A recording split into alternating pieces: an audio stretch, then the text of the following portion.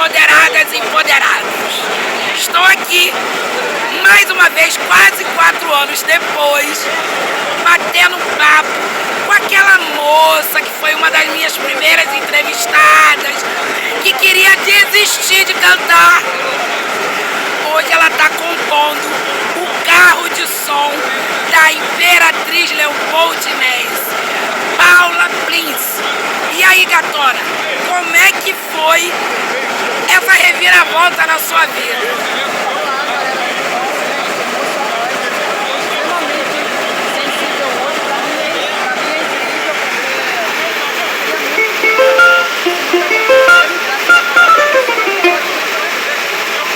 Então, Paulo, o que você deseja? Escolhões.